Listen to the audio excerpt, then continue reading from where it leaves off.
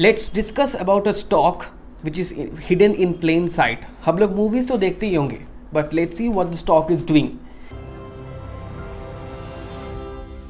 The stock has fallen sharply in 2021 in the COVID period and post-COVID period. Now it's in reversal mode.